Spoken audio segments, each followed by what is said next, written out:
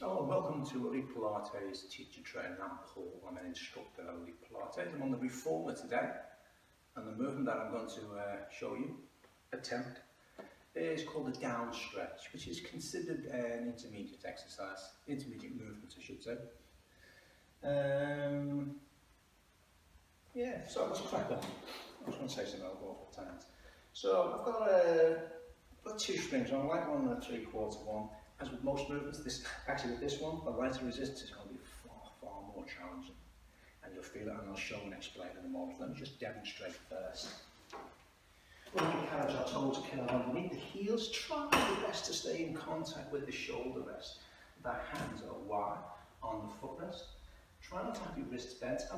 It's a minor point, it's relatively minor for the whole technique of the movement, but I want to keep them relatively straight. The elbows are bent, the elbows are down. I'm pointing down, so I'm not pointing out to the side, slightly down. That helps keep the shoulders down and the shoulder blades down. A massive, long head of the tricep movement, massive on the shoulder stability, shoulder strength, this movement. Yeah, it's great on the core. Latissimus dorsi is another brilliant one for this movement. Arch your back to keep the core engaged. You're then going to extend away and push away, squeeze away with the heels and the knees as you sink the pelvis forward. Now, that's basically the start position and the finish position. From there, the movement basically comes from the shoulders. You keep the spine angled the same. The movements from the shoulders. Now, for me personally, that's a bit too light. I'm cruising a little bit, it was honest. So, bring it in, flex the spine, bring it back in, sink it back down. Take one spring off. Now you'll feel it. Well, I'll feel this a lot more now. So, as you're bringing it back, because of the lighter resistance, we've got more of a resistance. The cancer just wants you to go, it just wants to go that way. It's not as challenging to bring it in. With a much lighter resistance, it's you that will effectively squeezing down at the arms, massive on the long head of the tricep, the latissimus dorsi, and some of the rotator cuff muscles, teres major minor. So, from the arms to back, sink your bum down, shoulder blades down, back elbows down. Brace your core, especially if there's lighter resistance. As you push away the feet, extend away, breathe in, breathe out. So, I'm squeezing down, massive on the long head of the tricep, latissimus dorsi. I'm going to bring it right the way in. You haven't necessarily got to bring it right the way out, you go to your level. The aim ultimately will be, can you send it further out? Massive hip flexor stretch as well, this one. When you're in that down position, massively stretching up the hip flexors. Having said that, especially with the lighter resistance, you need control of that hip flexor, that psoas muscle in particular. You need to control that. From a safety point, brace your core. Over safety, one, keep your core engaged. But as I say to people, as soon as you walk through that door to the moment you walk out, you keep your core engaged.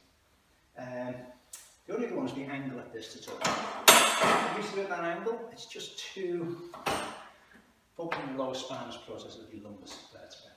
In that position there, it just feels like they're being crushed. Which basically they are. Everyone's anatomy is different, however, but as a basic, this particular one only has 3 seconds, well 4 counting down. That one, I used to do most of them from there. Again, for some people's body shape, that's even too high. It feels like it's compressing the lower lumbar spinous processes, so they're just being squashed, which you don't really want. Which looks more dramatic. It's actually much safer, or kind of, I should say, to the lower back.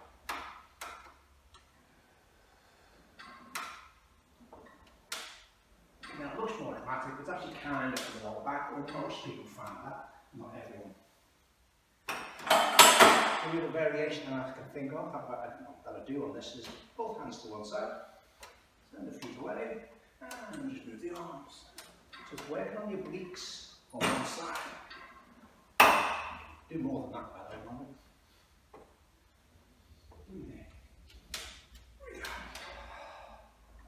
So again, when you do headed sides, listen for the imbalance. How does it feel one side? Does it feel the same on the other side? Does it feel weaker, tighter?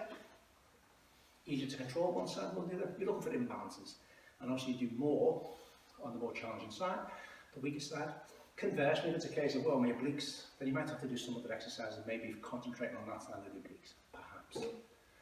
and that's the down stretch. I sometimes refer to it as the swan, which is incorrect because there's a specific move called the swan, which is different. Don't forget to subscribe, like, share and comment on YouTube video channel, and follow us on Facebook, Elite Pilates Services, and another page we have, Elite Pilates Teacher Training. Thank you.